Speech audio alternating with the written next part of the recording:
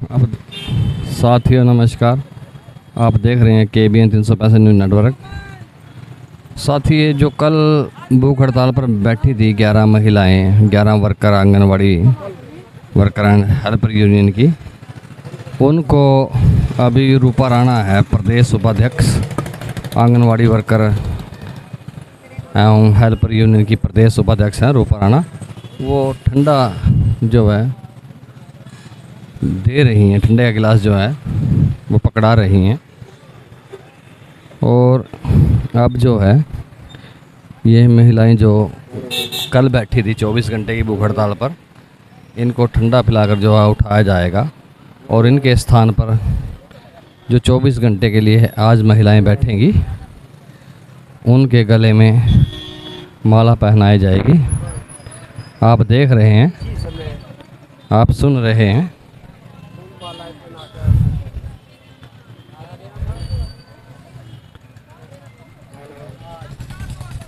एक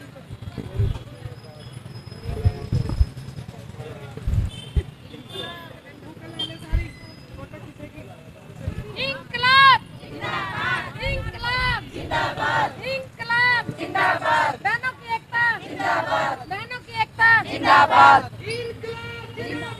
जिंदाबाद जिंदाबाद, मुर्दाबाद मुर्दाबाद मुर्दाबाद, बहनों की एकता जिंदाबाद, जिंदाबाद जिंदाबाद, तेरी कुर्सी से खींच लेंगे, कुर्सी से खींच लेंगे, कुर्सी से। ठंडा पीते हुए और भूख हड़ताल से उठते हुए आप देख रहे हैं, कल जो 11 महिलाएं यहाँ भूख हड़ताल पर रही उनको ठंडा पिलाया जा रहा है। आप देख रहे हैं।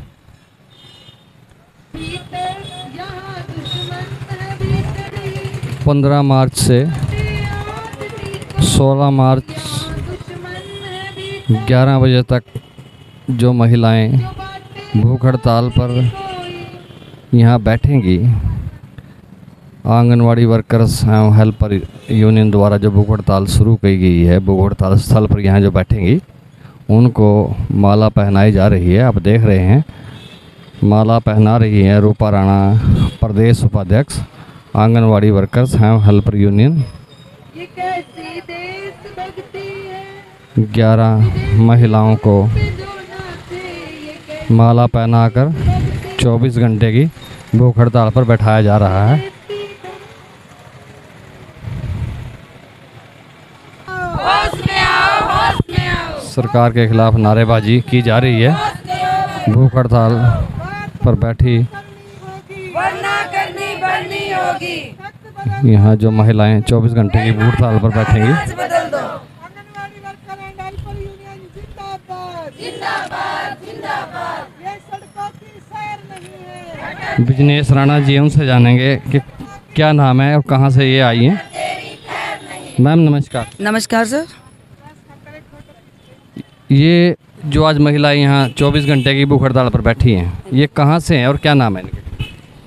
जो ये महिलाएं हैं जो कल थी वो अभी उनको उठाया है ठंडा पिला के, और जो नई बहनें हैं जो 24 घंटे की कर्मिक हड़ताल के लिए अनशन पे बैठेंगी, ये हैं एक रीना फूसगढ़ से, सुनीता है फूसगढ़ से, कविता बड़ा सर्कल से हैं, सुदेश बहन बड़ा से हैं, गीता बहन ब्रह्मनगर से हैं, मीना तरावड़ी से हैं, रितु शर्मा गढ़ी बीरबल से, सुखविंदर कौर गढ़ी बीरबल से, और जो ये अनवरी बहन हैं ये गढ़ी बीरबल से हैं, जो जोगिंद्रो बहन है ये खेड़ा से हैं, और फूलवती बहन मुरादगढ़ सर्कल से हैं। ये जो मतलब 11 महिलाएं आप लोग डेली यहाँ 9 मार्च से बैठा रहे हैं भूख हड़ताल पर, मतलब इस जो 11 की संख्या आप लोगों ने चुनी है, इसका क्या कारण है? कोई विशेष कारण है या वैसे ही मतलब ठीक है कि दिमाग में आया 11 बैठा दो? नहीं, ये एक विशेष कारण है। जो हमारा सुबह का काम होता है वो 5, 7, 11, 21 से ही हम शुरू करते हैं।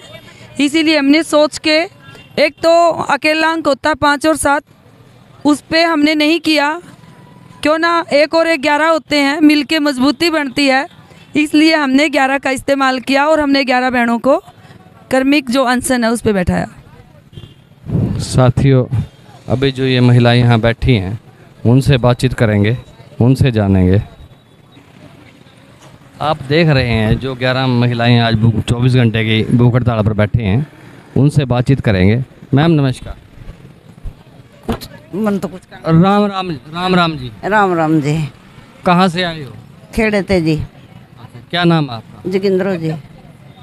क्या कहेंगे आप यहाँ जो आप लोगों द्वारा भूख हड़ताल शुरू की गई है उसको लेकर क्या कहना है? हमारी सुनाई नहीं कर रहे जी गवर्नमेंट के, ऐसा के है हम काम भी सही कर रहे जी, फिर भी सुनाई नहीं कर रहे। अपने ईमानदारी से काम करा जी। राम राम जी, नमस्कार जी। क्या नाम है आपका? मेरा नाम मीना है, त्रावड़ी सर्कल से हूँ मैं। जो यहाँ पे भूख हड़ताल शुरू की गई है आंगनवाड़ी वर्कर्स हेल्पर यूनियन के द्वारा, क्या कारण रहे इसके, क्यों शुरू की गई है? ये सर हमारी सुनाई नहीं हो रही है, इसीलिए भूख हड़ताल पे बैठे हैं। और सरकार को शर्म करनी चाहिए, हम भूख पे बैठे खाना खाते हैं, उनको शर्म आनी चाहिए, थोड़ा देखना चाहिए भी कोई बेटियां भूखी है। वैसे तो कहते हैं बेटी बचाओ बेटी पढ़ाओ, और ये बेटियां नहीं नज़र आ रही सरकार को। हम भी तो बेटी हैं सर किसी की, तो सरकार को हम कहना चाहते हैं ये बेटी बचाओ बेटी पढ़ाओ को जो नारा दिया था ना, कम से कम इन बेटियों को भी देखो आप। जो पीछे 12 मार्च को मीटिंग हुई है सरकार के तालमेल कमेटी की सरकार के साथ जो हुई है, आपको कैसा क्या लगता है? ये सकारात्मक रही, नकारात्मक रही, आप क्या सोचते हैं इसके? बस कुछ कह तो सकते नहीं हैं, बाकी कोशिश बहुत कर रहे हैं, बहुत कोशिश कर चुके हैं, पर अभी सुनाई नहीं हो रही है। पर सरकार को सोचना चाहिए हमारे बारे में। 3 महीने हो गए हम आते जाते, हमारे घर में बच्चे भी हैं और आने जाने भी मुश्किल होते हैं कई बार। नमस्कार मैम। नमस्कार जी। क्या नाम है जी आप? मैं गीता रानी, पाल नगर से, सर्कल ब्रह्म नगर से हूँ जी। से आप क्या कहेंगे, आपका क्या कहना है? मेरा कहना यह है कि सरकार हमारी मान जाए, इतने दिन हो गए, वो भी अपना काम करें, हम भी अपना काम करें। ये जो फैसले कर रहे हैं वो हमारे हक में नहीं कर रहे हैं। अब भी जो वो कह रहे हैं अधूरा फैसला छोड़ दिया उन्होंने, अभी 12 तारीख को वो सही फैसला नहीं कर पा रहे हैं। जो बर्खास्तगी का मुद्दा है उसको लेकर थोड़ी सी अनबन है अभी, और 16 तक वो भी हो जाएगा। आप क्या समझ रहे हैं, किस तरह के मतलब क्या चाह रहे हैं आप? हम ये चाह रहे हैं कि जो हमारे बर्खास्त किया है उनको पहले ज्वाइनिंग दी जाए, हम उनके बाद ही ज्वाइनिंग करेंगे अपनी, क्योंकि परिवार उनके भी हैं और परिवार हमारे भी हैं। हम मानते हैं कि सरकार का तो परिवार नहीं है, लेकिन हम सबके परिवार हैं, हम परिवार में रहना चाहते हैं अपने। मैम नमस्कार। नमस्कार। आप कहाँ से हैं? मैं गढ़ी बीरबल सर्कल से हूँ सर, सुखविंदर कौर। हाँ जी। जो भूख हड़ताल पे आप लोग बैठे हैं और गढ़ी बीरबल अगर जिला सचिवालय सेक्टर 12 यहाँ से हम देखें तो लगभग 40 किलोमीटर के आसपास पड़ता है गढ़ी बीरबल जो है, तो किस तरह की जो परेशानियाँ आप लोगों को यहाँ तक पहुँचने में आ रही हैं, और परिवार की तरफ से भी, क्योंकि परिवार को भी जो मनाना है एक महिला के लिए बहुत आसान नहीं है, आप क्या कहेंगे? सर परेशानी तो है, 1 घंटे का रास्ता है हमारा, 1-1.25 घंटा लग जाता है। पहले सुबह बस में आते हैं, फिर ऑटो लेके यहाँ तक पहुँचते हैं हम, इसलिए हमारा 100-150 रुपया खर्चा डेली का होता है। दिक्कत तो है, पर कोई बात नहीं, मुश्किल के आगे भी भगवान ने चाहा तो सब कुछ ठीक हो जाएगा। ठीक है, तो कुछ हद तक तो मान चुकी है सरकार हमारी बातें, आगे जो कुछ रह गया है वो भी भगवान की कृपा से हो जाएगा। मतलब आपका कहने का मतलब ये है कि कुछ पाने के लिए जो है परीक्षाएं तो देनी पड़ता है सर, कुछ खोना पड़ता है पाने के लिए।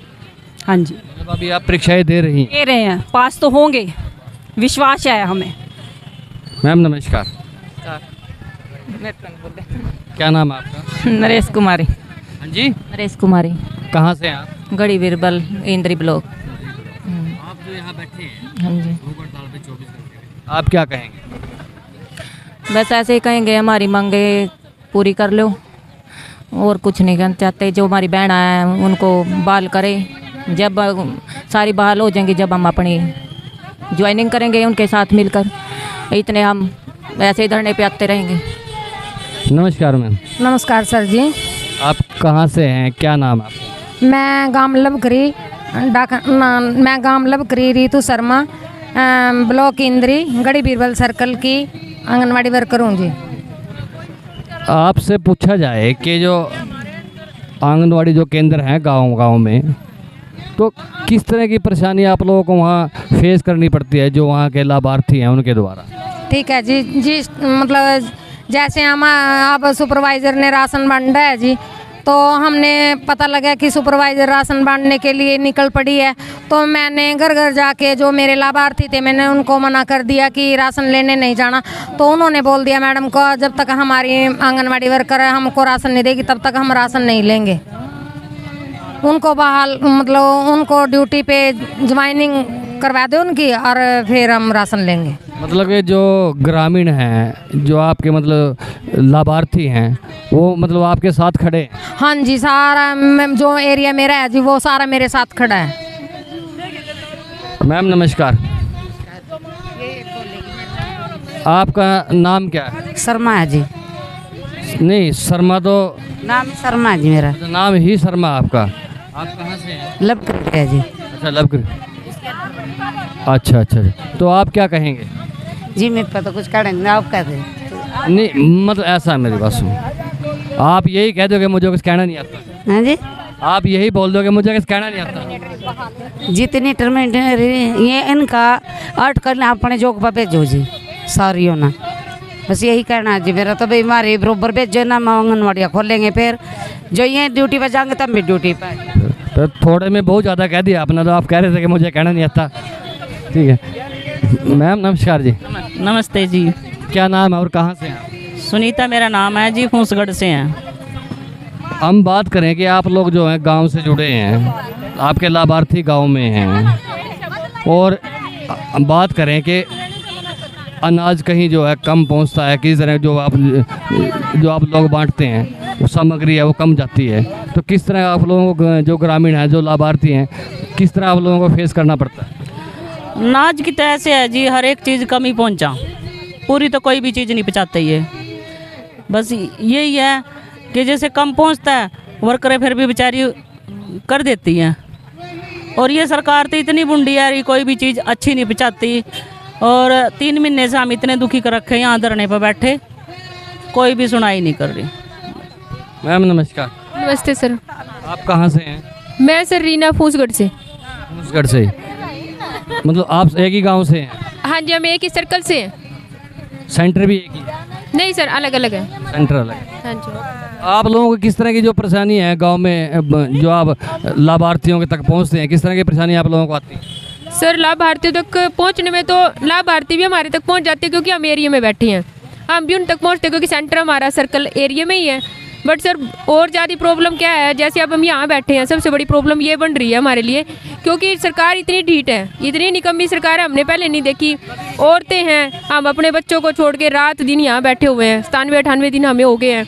सरकार को ये भी सोचना चाहिए कि 80% हमारी विडो बहनें हैं, किराया भर रही है, किसी के 20 रुपये लग रहे, 20 से लेके हमारे 210 रुपये तक लगते हैं डेली के, और पैदल भी चल के आती हैं। हमारी बहनें इतनी मजबूर हो गई हैं बेचारी वो, कि मान लो जहाँ रिक्शा का किराया 30-30 रुपये, 5-5 किलोमीटर पैदल चलती हैं, भैया हम धरने तक पहुँच जाएँ।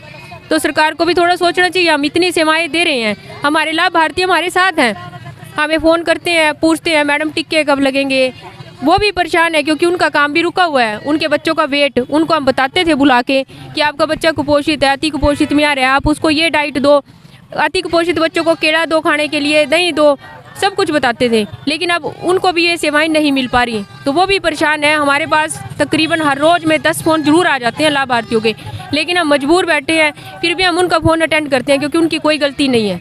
जो वो पूछते हैं उनको बताते हैं, टीके के बारे में, आपके बच्चा इतने का हो गया, सब कुछ बता रहे हैं, क्योंकि उनसे हमारी कोई दुश्मनी नहीं है, सरकार से भी कोई दुश्मनी नहीं है। सरकार से भी क्या है कि हमारा ये था, हम अपने हकों के लिए लड़ रहे, सरकार को सोचना चाहिए, ज़्यादा से कुछ नहीं मांग रहे हैं, जो सरकार ने बोले वही मांग रहे हैं हम।